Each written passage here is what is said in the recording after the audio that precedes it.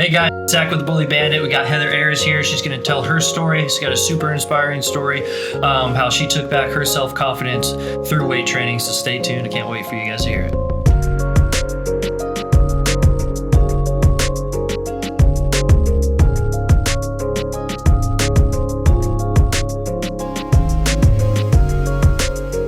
All right, so let's talk about your childhood. So when were you first diagnosed with cancer? So I was diagnosed at 21 months, which is the type of cancer that I had is really late in the game. And so when I was diagnosed was back in the 80s, and very rare type retinoblastoma. So there wasn't a lot out there for me, so ended up going to Chalk Hospital and started chemo and radiation and all that stuff. And they weren't able to save my right eye. So they ended up, after just tons amounts of chemo, it was just crazy, but they ended up doing what's called a nucleation, and they removed my right eye. And so I have a prosthetic eye in the right eye, and I'm blind. But it didn't just stop there, because I still had cancer in the left eye that they were still trying to maintain and fight and just hopefully save the left eye, because originally the left eye was worse than the right. And it's just crazy because my parents were young. I was the last baby, so they had 2 kids at home. And, being a toddler, growing up in the hospital, because I lived there basically. Yeah. And we were from here, but we were commuting in Orange County. So it was a long, hard road, and a very scary one, because they didn't know if I was going to survive. And so my mom, always growing up, was like, you're a miracle. You're a walking miracle, because nobody thought you would ever live beyond what you were going through. I mean, I just went through tons and tons of amounts of different things. And I don't remember everything, but I do remember a lot. And, because trauma sticks with you. So stuff that was traumatizing to me as a child does still stick with me to this day. But overcame that. Yeah. Talk about some of that trauma. Like, are there specific instances that you still remember? Just in the hospital, like being separated from my mom, like if I had multiple surgeries and stuff, and like having to like leave her, that is traumatizing. Pain, remembering pain is traumatizing. Not being able to go home when you want to go home because you're so sick, that's traumatizing, because it's like you're missing out on like life. You're missing out on spending holidays, or I spent my birthday in the hospital. So like stuff like that, like even though you're like, oh, that's kind of cool, because they still got to like bring me gifts and things, but like at the same time you're like, that hurts. It hurts your soul, because you're a little kid and you don't understand. So things like that. And then as I started to become more healthy, I was bald. So one thing that really stuck out was my mom got my ears pierced. I think I was like 3 or 4. It's because she was so sick and tired of everyone calling me a boy, because I looked like a little boy. They'd be like, oh, what a cute little boy you have. Oh, so like random strangers. So random strangers would be like, oh, he's so cute. And she would be so upset. She's like, it's not a boy, she's a girl. So, like stuff like that. Like that's kind of hurtful, because you're like, oh, shoot. Like it wasn't like a special moment and like, oh, mom, I want to get my ears pierced. It was like, no, we're going to take you to get your ears pierced because people are calling you a boy. Because they're perceiving you as a boy. And then so how long did that last? So like, did you go into remission at a certain age? Like, when was the first? So I probably went into remission. I want to say it was like around 4. I mean, your journey doesn't stop really, like even though like I finished all the rounds of chemo and all the radiation and I had my surgery, it still doesn't end. You know, you still are going to constant like appointments, and you're getting CT scans, and you're getting MRIs, and making sure that your body is developing properly, because all those drugs that are being pumped into you, like, it affects your bone structure as a child because you're growing. And it definitely did. That is another thing that, like, as I got older, became more noticeable on me. You know, when I'm little, you don't really see those things, but as you grow, you know, you realize, like, oh shoot, like, I have some serious side effects from having that much radiation and that much chemo. And that's why my mom would constantly always say, like, you're a miracle. Like, the fact that you're here and you're so healthy is a complete miracle, because it was just the amounts of things that I went through was just intense, and it was crazy. And so 4 years old, are kids in school 4 years old? Yeah. So I went to preschool. Yeah. My mom was very protective of me, but at the same time, she made sure that, like, I experienced, like, preschool, and I experienced school the best to, like, her ability, you know. And I was very attached to my mom, because my mom basically, like, lived with me while my dad was mostly with my brother and sister. And I hated preschool. I cried like every day. I hated it, but she would make me go every day. And why did you hate it? Was it just because you were coming away from mom, or yeah. Preschool was just being, like, stripped away from my mom, because that she was my every constant. You know, I think I remember that too. I was attached to my mom. And kindergarten, you know, early childhood, like early elementary years, was okay, you know, but, like, you kind of have a shift with kids, like, in their age between, like, 3rd and 4th grade. And then that's when things start to, like, I feel like as kids get older, you know, kids are mean. I think when kids are younger, they're more accepting of you. You know, they're not really fixated on, like, how you look or what you wear, or, you know, like, that kind of stuff.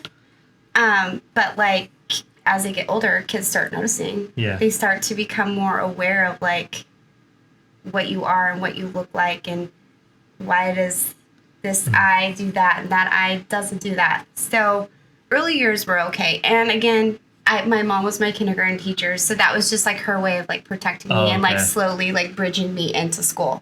You know, so preschool and kindergarten were fine. 1st and 2nd was fine. It was, like, 3rd, 4th, 5th. It just gets harder and harder and harder. And so, like, what would kids be? Would kids be teasing you about stuff? So, I lived on a cul-de-sac, and we had tons and tons of kids on our cul-de-sac, but we had kids that were just, like, so mean.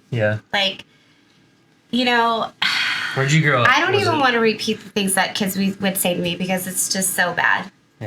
And did you grow up in Moreno Valley? Yeah, so I grew up in Moreno Valley, and we had a great street. Like, we had great neighbors, but I mean, you just would have kids flood into our cul-de-sac of, like, the whole neighborhood, and, like, we would all play. But, like, if you didn't know me, like, on an everyday basis, and you had a kid from a different street coming to play basketball, oh, man, it was, like, not good, because just people are just mean, and then they start to become threatening to you because you don't look like they want you to look, you know? And that is disheartening. And as a kid, like, trying to swallow that, like, going to my mom and being like, Mom, there's this kid out there that is saying A, B, and C. And, you know, her way was like, oh, we'll just be the bigger person and just ignore them. But when you're getting it every day, it's hard. It's just, like, constant beatdown. Beatdown. And then it makes you look at yourself, like, because it's like, okay, I look in the mirror and I see me. I see Heather. You know, my brother and sister see me. They see Heather. Close family and friends, you know, never treated me different. And then you get other kids, and they don't want anything to do with you. And if they do want something to do with you, it's in a really mean, harsh way, to where they're, like, threatening you or chasing you, and, like, wanting to chase you around? Wanting to beat me up, or just... Dang. I like, just horrible things that are just so mean. And, you know, I try to ignore it, you know, and stuff, but it's hard. It's hard on you as a kid. Would any of like your other friends in the cul-de-sac like ever stick up for you? Yeah. Okay, I had cool. a really good like street, like neighborhood friends that, you know, we always like stuck together as a pack. But Good. I mean, there's only so much that they can do. Mm-hmm. You know, they're kids themselves, so it's hard for them to understand like what I'm personally going through because they're not blind. They don't have a prosthetic eye, and they don't have kids like following them around, or like I played sports growing up, and like even in sports, like people would they just look at you like you don't belong on Earth or something, you know, like you're just weird, you know, and having to explain that, or you know, to people, to kids, like I don't have any control of this. Like I had cancer. I'm blind, and this is just the way my eye is. Yeah. You know, kids don't get that. Yeah, They they just really don't understand. They're just like, well, why doesn't it blink? Why do you look cross-eyed? You know? Yeah. It just amounts of different things.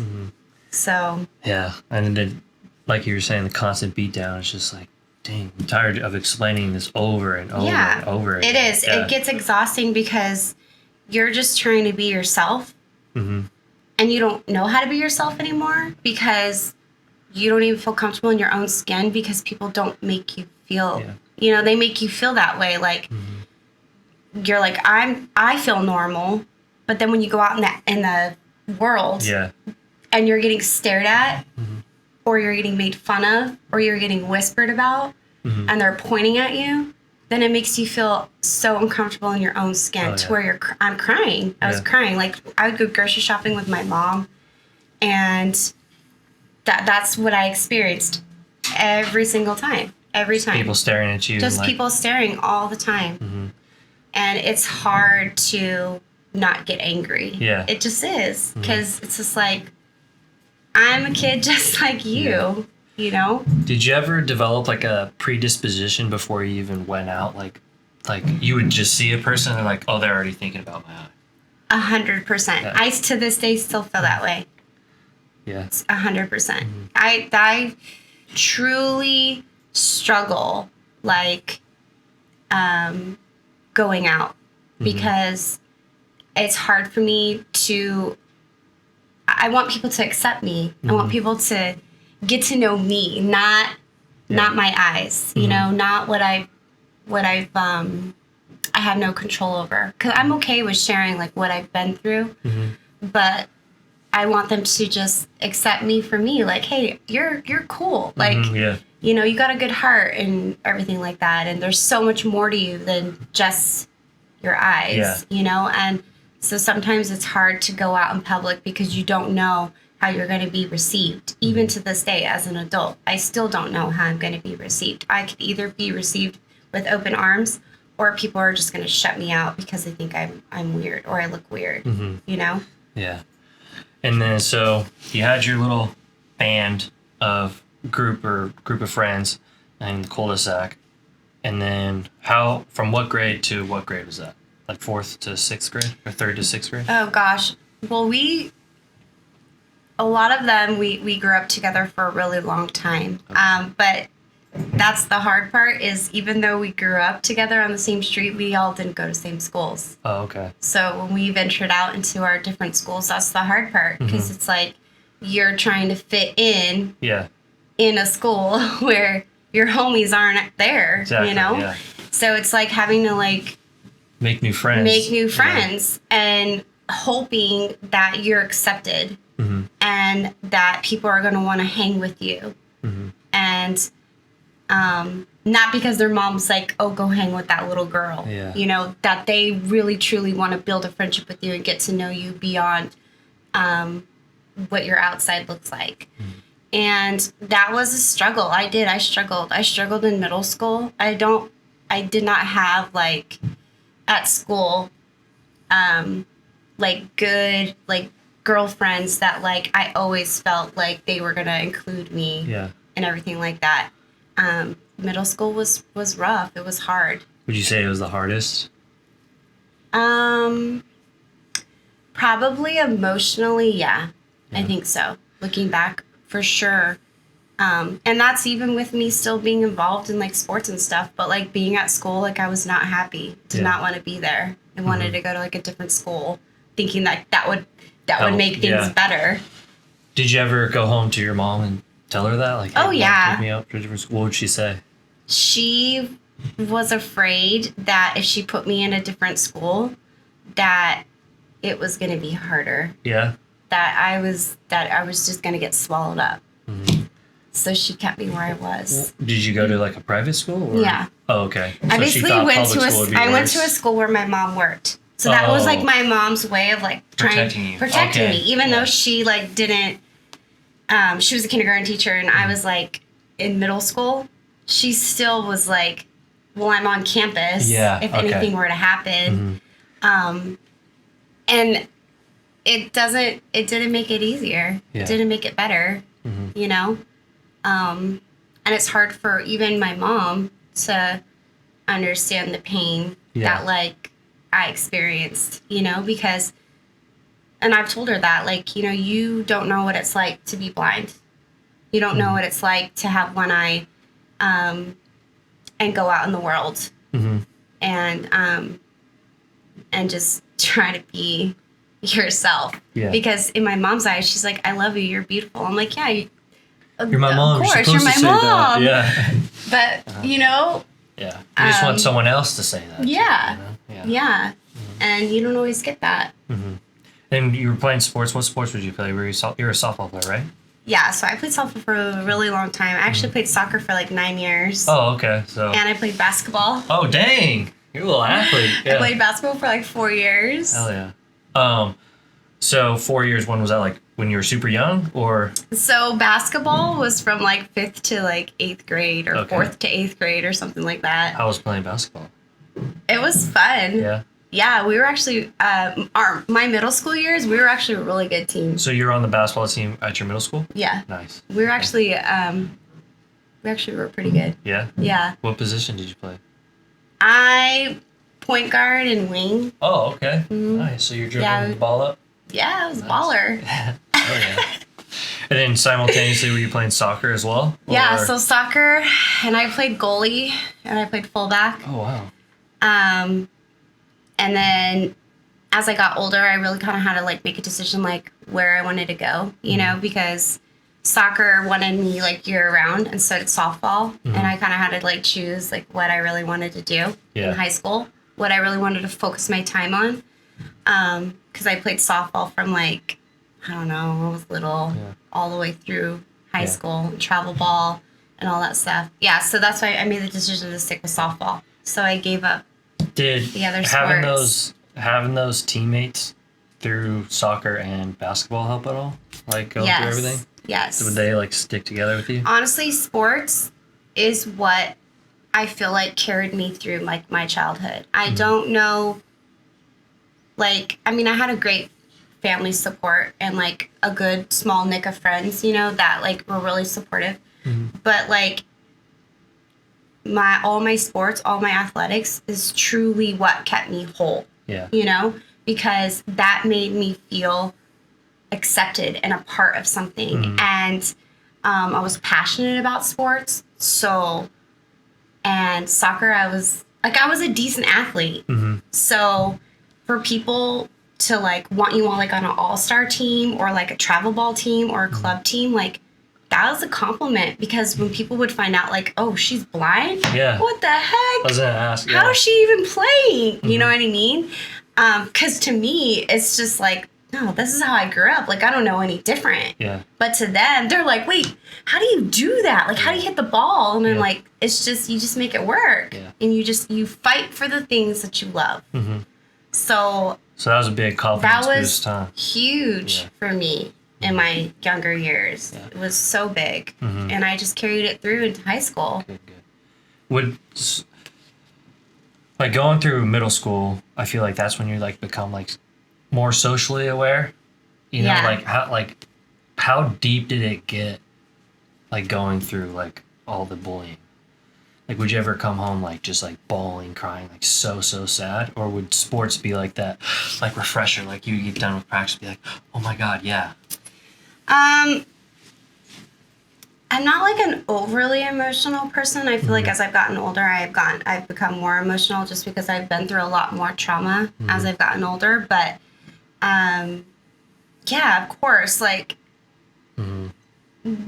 being made fun of makes you so depressed inside. You know what I mean? Yeah. And I don't want to say like you do have moments of like feeling sorry for yourself. But like having to try to talk yourself out of that, like just have your like feeling sorry for yourself moment and then telling myself like, okay, you had your moment. Now you need to get up and go because you're better than them. Yeah. And they don't know you and they don't understand you. But like having to tell yourself that at 13, Yeah. you don't really even know who you are as a person yet. Yeah. It's hard, you know? And, of course, sports definitely helped because that kept me busy, you know, and my teammates accepted me. So that was like huge for me. Would you go to them and like tell them in those moments, like when you're feeling sorry for yourself? No, I don't think I ever. ever, unless people would hear it or experience it with me, people did not really know the fight that I was having internally, Okay. you know? Yeah. Because I feel like at that age, for me, like, I didn't know how to, like, articulate that to my friends, to explain it to them. Yeah. Because, I mean, we would have conversations and they're like, I don't even notice, you know? They're like, I don't even see what other people see. So to have those hard conversations with them was just not, it just never really happened, you know, because they always loved me, you know, and it didn't even Good. phase them. That's good. So basketball, and then you chose softball in high school. Yeah. How was high school? High school was intimidating. That's where you met Stephanie, right? Yes. Yeah. High school was intimidating. So finally my mom let me go to public school. And So you were in private school, elementary school, middle school, and then boom, public school? Yeah. That's the reverse of me. I went public, Private. private. Oh, okay. And then, I don't know if that's worse or better, but I changed I don't schools. know. I changed schools 3 times in elementary school. I don't know. I was not a big fan of private school. Yeah? Neither was I. I didn't have a good time. Yeah.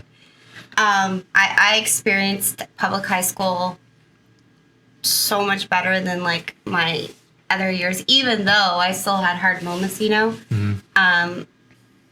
I felt more like myself, I guess, in where I went. But it was hard. It was intimidating. My freshman year, my mom was so nervous to put me in because that was the first time ever like going into a public school. She's like, I don't know how people are going to receive you.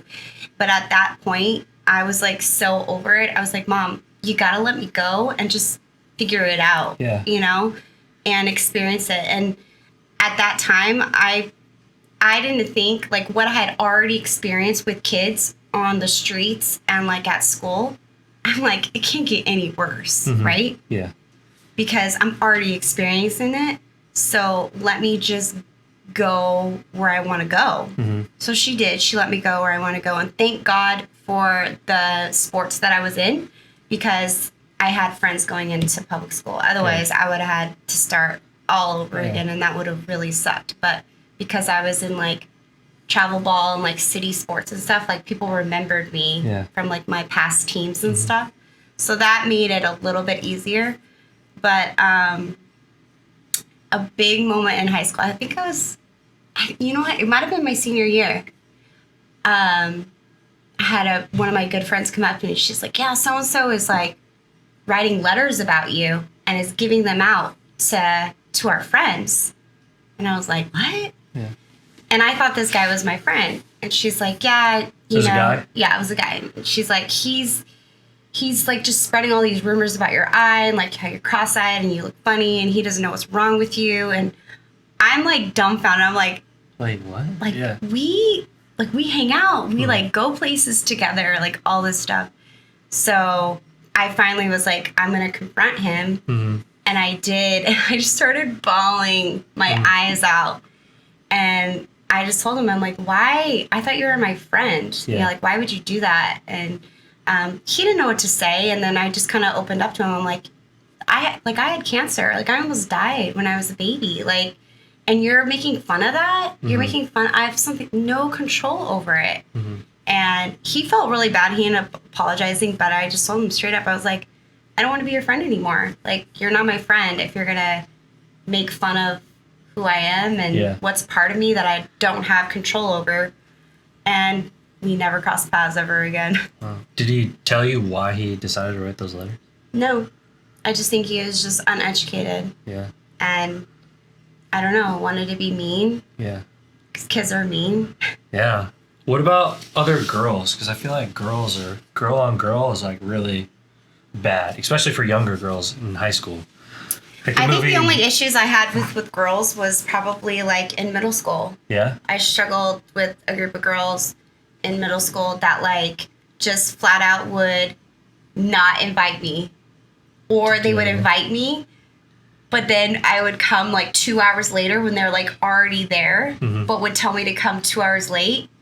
So they like could a leave. Setup. Yeah, Wow. so they could leave early. Just malicious things like that. Yeah.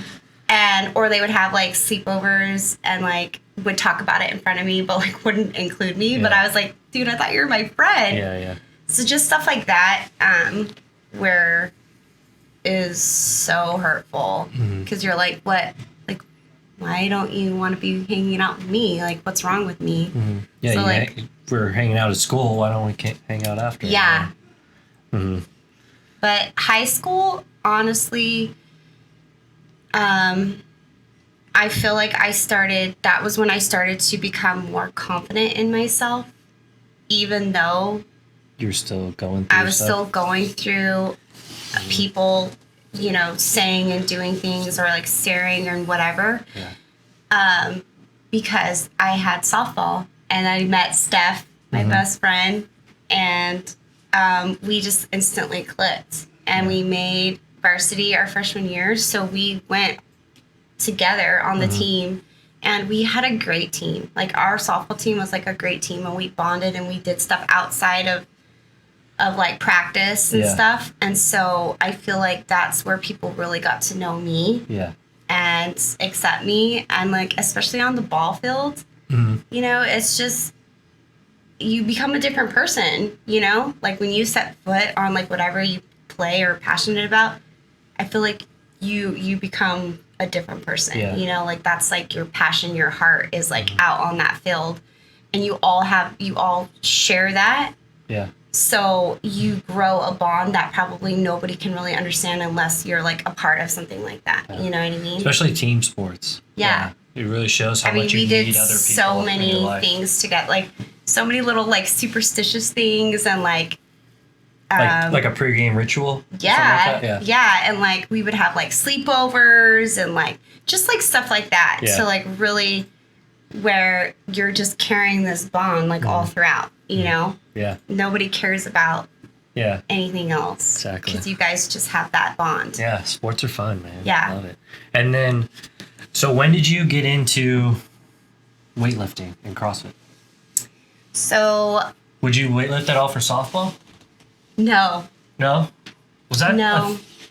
You know, Steph and I always talk about that because, like, we're like, man, imagine how much better we would have been if we were weightlifting. No, we did not have that. We did not have weightlifting, like, when we played softball or anything like that. That really came, like, later in, like, adulthood. Like, early 20s, I want to say. Oh, okay.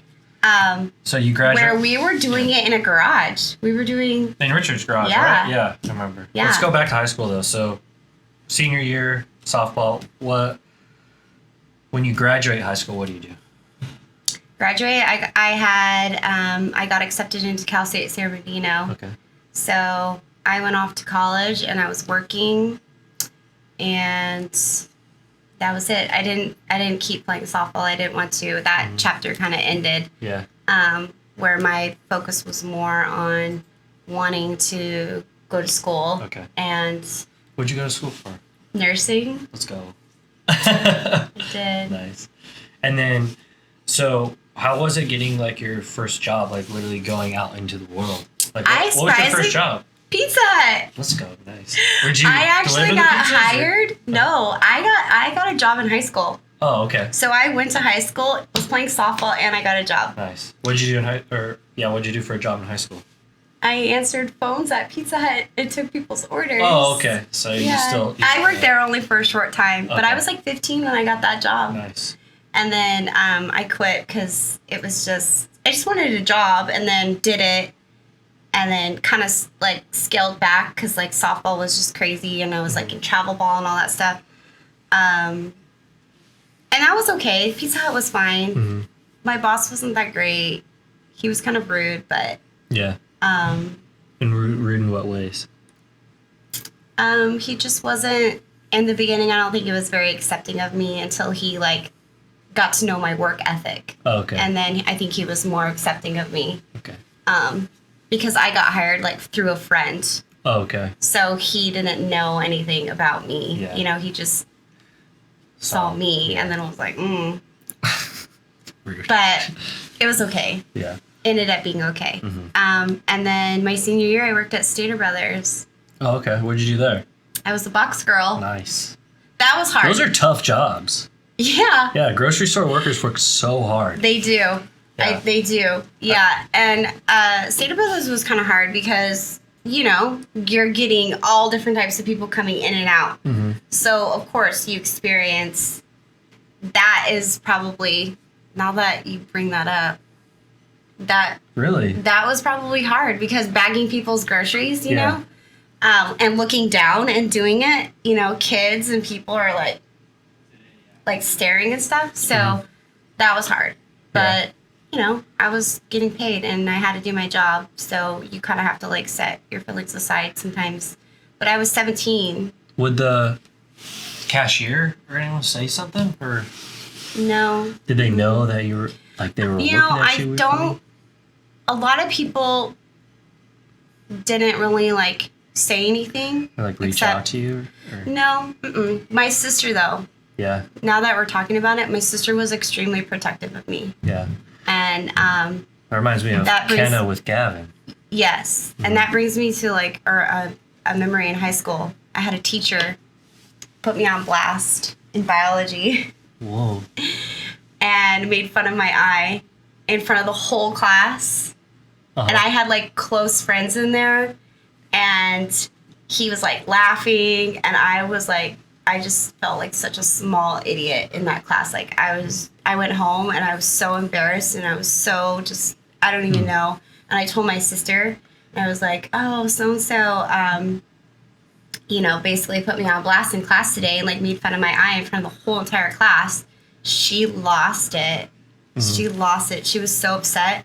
She told my mom, and you know, my mom just would always be like, oh, be the bigger person, move on. And it was like, no, Mom, this is a grown adult teacher doing this to her. So my sister and my brother-in-law went down to the school and had a meeting with him.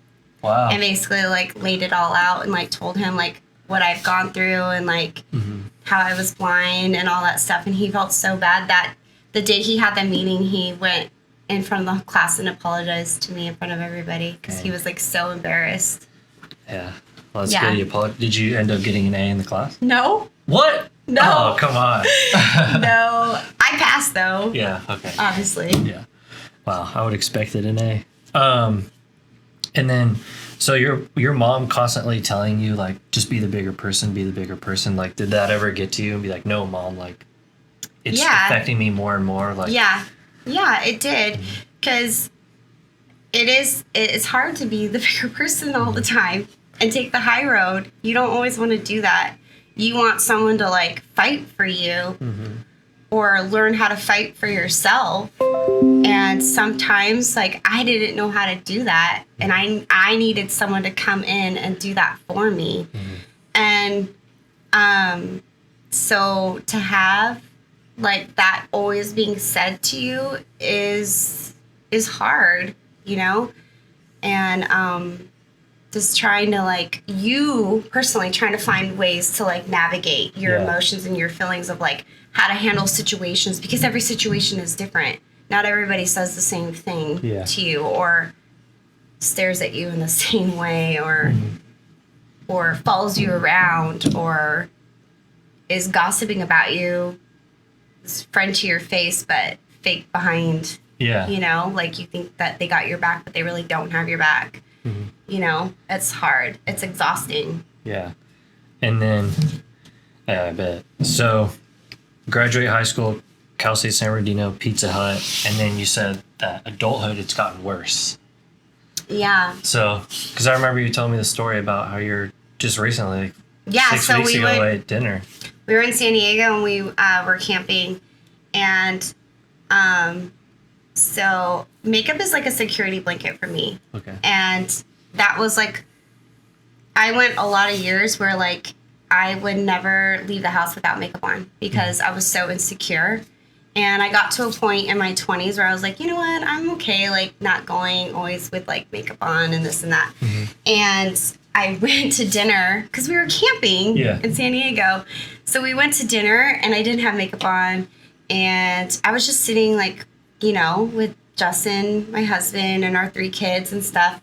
And that table, like literally like diagonal from us, the kids are like looking and I could see them and I'm trying to ignore them. I'm trying to eat.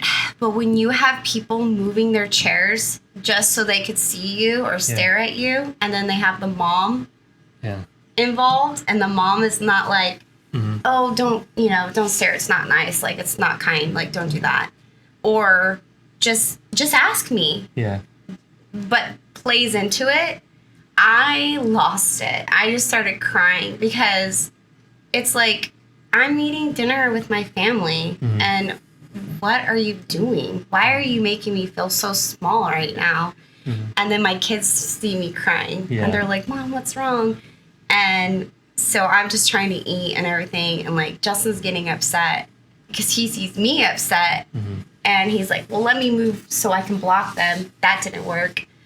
And so we just ended up leaving because it was just too much. But at the same time, like looking back now, I told Justin, I said, you know, as much as it hurt me, it was a good lesson for my kids to see that like just treating people with love and kindness and respect and accepting people's differences, because you saw firsthand what it does to people. It makes you feel so less than. And it made me feel so bad. Like what is wrong with me? Am I really that bad? You know, like that's what you're telling yourself. Am I really that bad where you have to like go out of your way and move your chairs around just to stare, you know? And it just breaks my heart because it's like, I'm a grown woman and I'm still... You're a beautiful woman, Heather. Oh, thank you. But like still experiencing that is hard because you're like, well, shoot, like I'm married, I have kids. Yeah. You know, like you would think like you would be done, but you're not. Yeah. You're not. You or like grown adults would know, like, hey, like you should tell your kids don't stare. Yeah. It's rude, you know? And to still experience that is hard. And I'm a grown adult. Yeah. And it still doesn't feel good. Yeah. It makes you feel like crap. And then, so when did you start weightlifting in the garage? 21 years old, right? Or 22, 23? It was early 20s. It was probably like 22, 23, something like that. And then, how did that change you? Oh my gosh. Like, fell in love with it. And, you know, like, I would always go to the gym and stuff would be like, oh no, come try this, blah, blah. And finally, like, I did and was, like, addicted. Like, it was like, yes, like, this is exactly what I need. This is exactly, just makes you feel in such a different way. Grew confidence. Like, I felt like I started to get more confident, but then, like, introducing to, like, weightlifting, like, really pushed to the next step, you know, and realizing what I was capable of. And even though like people can like outlift me, I was still lifting. Like the more I did it, I started to lift a lot. And I was like, dude, I'm blind and I'm doing these Olympic lifts and I'm strong. Mm-hmm. And it was like so rewarding to the point where like you go out in public, you're like, yeah, I don't care because I can deadlift like a lot, you know, like I back squat 200 pounds, no big deal. Like, you know, it just gives you like this confidence, a different kind of confidence because you're carrying a different strength. Yeah. You know, it just puts like a different feeling in your soul. It's hard to explain, like, the exact feeling and put your finger on it because it's different for everybody. But, like, I think you nailed it when you said it just shows you what you're capable of. And there's so much more, and you can still keep going because you walk in and you just see it as progress. Yeah. And then, great Mike Tyson used to say, progress equals confidence, and confidence breeds success, and success breeds confidence. Right? Yeah. So, and you got into CrossFit specifically. Yeah. Right? Yeah. And then, so with you making all this progress and getting stronger, and then now, I'm sure, building muscle, did you experience, like, girls, like, thinking, that's not feminine, like... Oh, yeah. How did you deal with that? Steph and I mean, like, I would always laugh about it, because they'd be like, oh, you're going to get, like, a man body, and, I don't want to do that, because I'm going to look like a guy, and we would just laugh it off, because it's like... I already have broad shoulders. So, like, when you're lifting, you know, your shoulders start to get a little bit bigger. And I was like, nah, I'm just going to embrace these things. Right? You That's know? what I'm like, saying. I'm like, whatever. What I don't understand is, okay, well, when did muscle just become, like, for men? Like, you know? Yeah. Because I don't understand. And that's, I think that. that's, like, the whole, like, stigma. You know, like, and I think that weightlifting is intimidating to girls.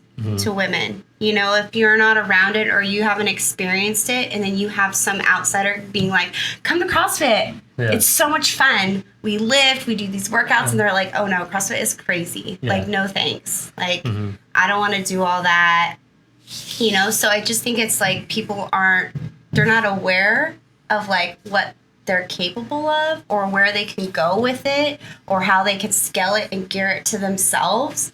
You know, so I just think, it's like a whole stigma. And then like they like put it on you like, well, like you shouldn't be doing that, or you're gonna look like that. But you're like, no, just do it, experience it, feel it, because when you feel it, you get excited, and then you're like, I know what I'm capable of, so I'm gonna keep going because it is pushing me to become a different person in a good way. Yeah. And then the fact that they say, I'm going to pick up a weight and look like a man is so disrespectful to me, because I've been trying so hard for so many years to look like a huge bodybuilder, and it hasn't happened yet. You know, it's like it takes so much hard work. It's dedication. It's like it's consistency and dedication. Yeah, the stuff outside the gym is insane. You gotta sleep, it's supplementation, the diet. It's just like, oh my gosh. Yeah. For you to think that you're gonna walk in there, pick up a weight, and then magically turn into Hulk Hogan is ridiculous. Yeah. You know. And then so you've been doing CrossFit ever since. Yeah. And then so I remember 10 years ago. When was the second time you got diagnosed with cancer? Like 2 years ago. Actually, maybe 3 now. I don't know. A lot has run together with that. It was probably like 2 years ago. I thought you had it when I went there. No, so you know what you remember is I got an ulcer in my eye. That's probably what you're thinking of. Yeah, okay. So that was like 6 or 7 years ago. I woke up and I was blind. And was it in your left eye? Yeah. Oh, shit. And I didn't know what happened. That'd be so scary. It was so scary. Yeah. And I was having eye issues, and I was like, you know, maybe I just need to get like a warm washcloth and stuff like that. It was the Murph. Okay. We were supposed to do Murph that day. And I was supposed to go, and I didn't go. And I was blind, and I didn't know what was going on. Ended up going to the ER, and they were like, you have a scratch on your eye. And I was like, this is not a scratch. Like, this is not a scratch. And went to the eye doctor, and he was like, you developed an ulcer and it got infected, and it's like really bad. So that's what caused me to go blind, and I was not guaranteed I was going to get my vision back because it was so bad, and it sat right on the central vision. So that's what caused me to go blind, because it was so infected. Yeah. So that was scary, because I was like, oh my gosh, I only have one eye. I'm blind. I have to relearn everything. I'm not going to be able to see my kids grow up, like, because it was such a long road. And they told me, they're like, if you do get your vision back, like, it's going to be a long, long road. And, and it was. I don't know if you remember when Steph would, like, sometimes come and pick me up and drive me to the gym. Yeah, I remember that. And I would do workouts. Yeah. So I was doing workouts, like, holding on to the rig and, like, doing step-ups and, like, wall balls. I do remember that now. Wall balls, I was, like, throwing it and then letting it drop so I could hear it drop to pick it back up. No way. I had no idea you were doing that. I was doing, like, just basic, like, burpees, squats, push-ups. Yeah. That was really hard. That was a miracle, too. Mm-hmm. So that, and I regained my vision. And then that was embarrassing, too, as well, because, like, when we would go places, wearing my sunglasses everywhere because the light was so bright, it couldn't, you know. It would affect your eyes. Mm-hmm. So getting stared at, like, why does this girl have her sunglasses on when it's, like, dark out? Mm-hmm. So this and girl's then like Snoop Dogg. Shortly after that, that was when I started to get sick. I got really sick, and then they couldn't figure out what was wrong with me. Yeah. Is it the same type or is it a different type? No. So the cancer that I got diagnosed recently is a completely different type of cancer. Mm-hmm. It's a sinus cancer, and it's very rare, like the first one, and it's very aggressive, and they have no research on it. There's no cases like mine. Yeah. So. And I remember you telling me that the doctors, they come in, they look at your case and, like, they're like, yeah, so I had multiple surgeries, and then I had chemo, and then I went off chemo, thinking that I would be okay, and I wasn't okay. I relapsed. Mm-hmm. And then I had to have an additional surgery, and then I went back on chemo, and then after that, looking at my case, they're like, it's so complicated. Mm-hmm. And so one of the doctors was like, I can't even believe, like, you've been off chemo as long as you have, one. And, like, all the nurses are just like, it's just like a true testament of, like, how you take care of yourself. I don't think I would have ever really been able to handle what I've gone through in the last few years if it wasn't for me staying active, like, with, like, weightlifting and, like, working out and CrossFit and all that stuff, and, like, just keeping myself healthy as I could be and can be, because I was crazy on chemo. I was like still going to the gym. Jeez. Like, if I felt well enough, I would go. Mm-hmm. Even if it was like, I'm just gonna walk around the gym. Yeah. I'm just gonna go. Yeah. And looking back, I'm like, dang, like, I was crazy. Mm-hmm. Like, because I was so sick, but, like, it was just something inside me that, like, kept me feeling okay. Yeah. Like, no, you got to do this because it's making you feel okay. It's keeping you happy, keeping your emotions high. Yeah, because my looks started changing again. I lost all my hair. I lost all my hair twice. And my eye was, like, messed up from the chemo. Mm-hmm. And I had 5 surgeries. I don't even know. They run together. But, like, serious sinus surgeries and, like, losing feeling on parts of my face and stuff. And so it's like you see yourself in pictures and you're like, I don't look like that anymore. So it's like, what can I do for myself that's going to make me feel okay about myself? And it was the gym. Nice. And it was like, I'll never give that up. And I had a really cool oncologist, and he was like, if you're healthy enough to go.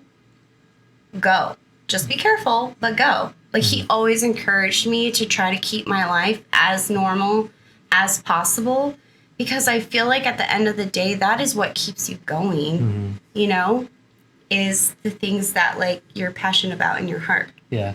And just the psychological benefits. Yes, it was mentally, because you're getting thrown all these things and you're, like, mentally drained, and you're like, I don't know what to do anymore.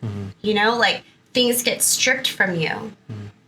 And it was like having to do this a second and a third time around, and you're like, I've already been through enough in my life. And being stripped down, it was like having to find something to keep you going, even though life looks different for you.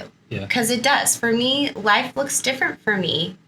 And I have to accept it, and I can embrace it and try to be like an inspiration to other people.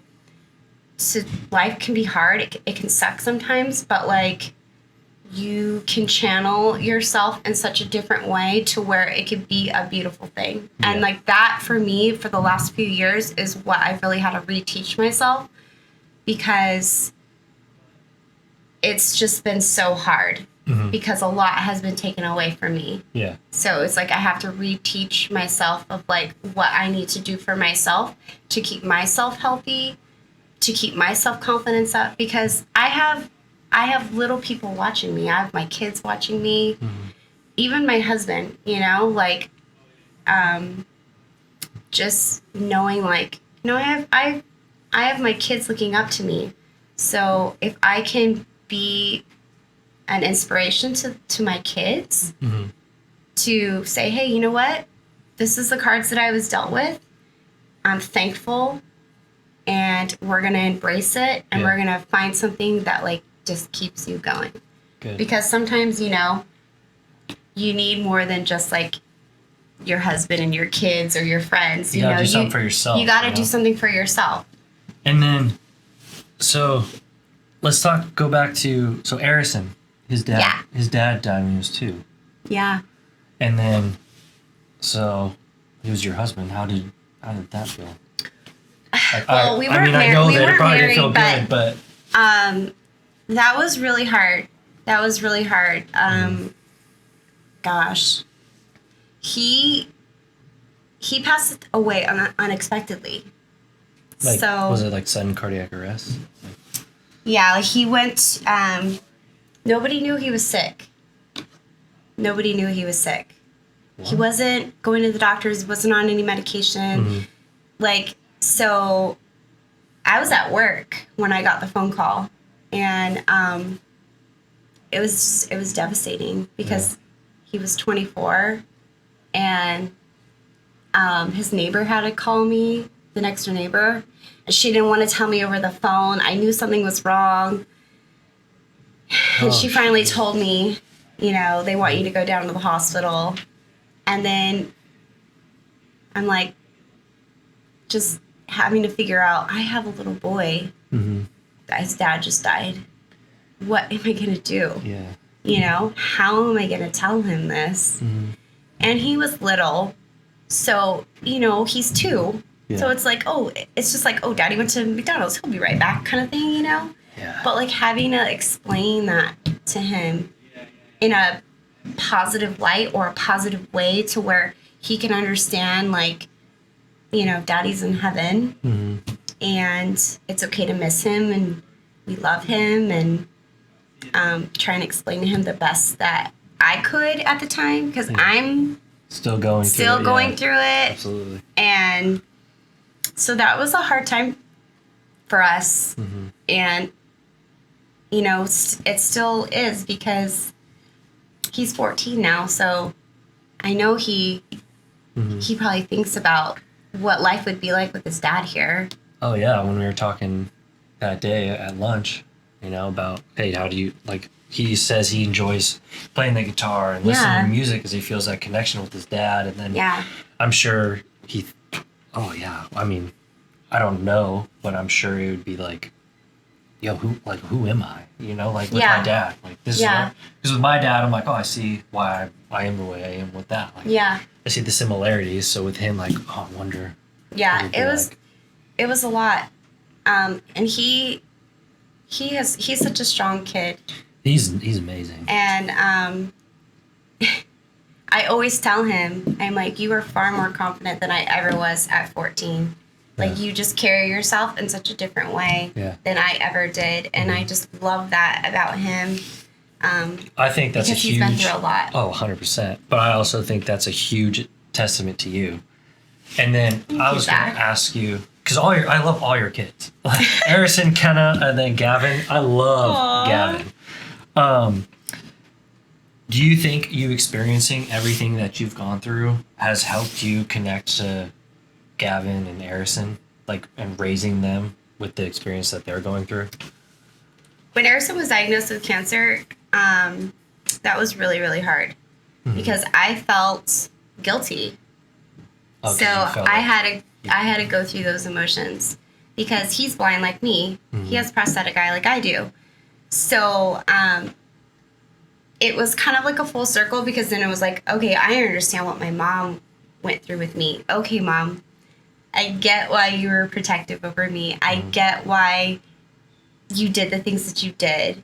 I understand it because I became a mom, and then I became a mom with a baby who had the same cancer as me. Yeah. So it was like, I understand. So I had to really, I just had to let go of a lot of things, and I had to pray about it. And, I felt like God put me here and in this situation with this child for a reason. And he was such a good baby, and he's been cancer free for so long now.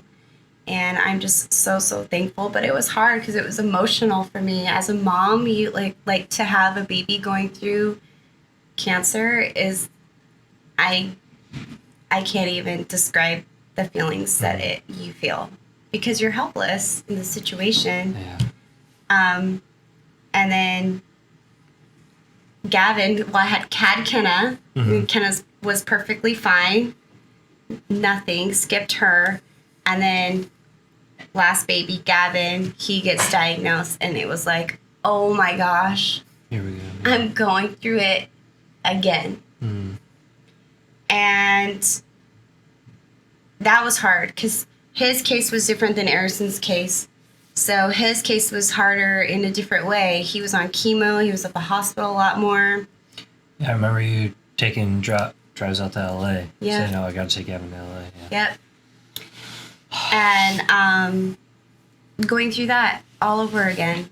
So we've had a lot of like hard things in our life, and trying to maintain like a positive attitude and just trying to keep float, Yeah. and be thankful. Yeah. I know. Yeah. Because it's not easy.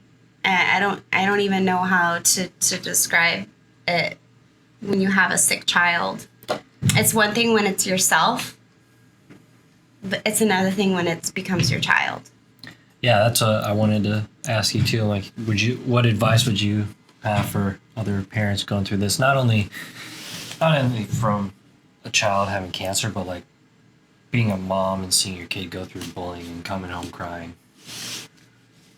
The biggest thing that I can say is communication. Communicate, talk, educate. I can't tell you how many times I've sat down with all three of my kids, even though Harrison and a little bit with Gavin too has experienced a little bit of bullying, but not as bad as Harrison. I always try to talk and be open with Harrison and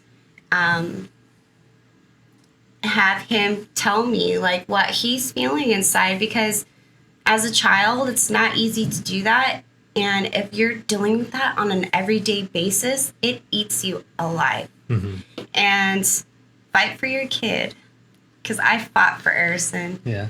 And I still to this day fight for all 3 of my kids, because it's important and they need to be heard, and people need to accept others, because I feel like this world is just harsh, and it's not a bad thing to be different, and it's okay to embrace other people, even when like the popular crowd may not be, you know?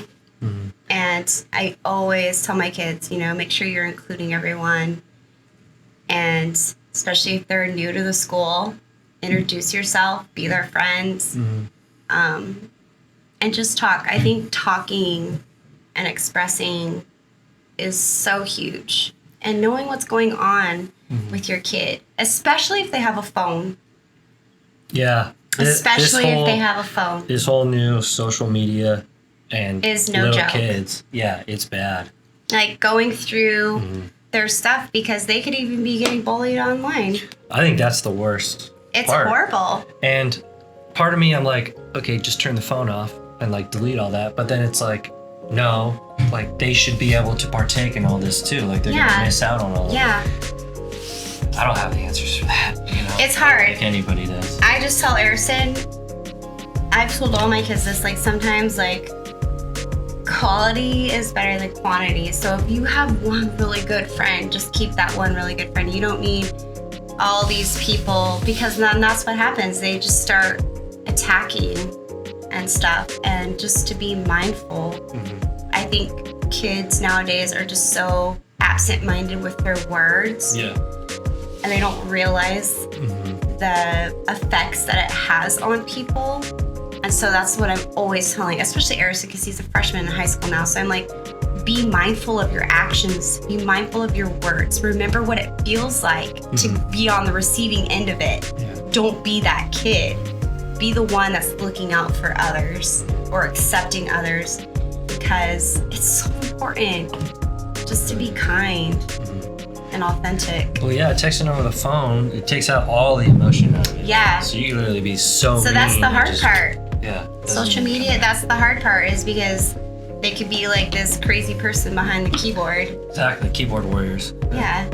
And it's just not okay. So I think parents just need to be more aware of like what's going on, not just like in person, but like on the social media aspect as well, because it could be 2 different worlds, you know? All right, thank you, Heather, so much for coming and sharing your story. I'm glad. Yeah, you know I love you. And everyone, for you, please follow us on Instagram at The Bully Bandit. Follow us on Facebook at The Bully Bandit, and then like and subscribe to our YouTube channel. Thanks so much for watching.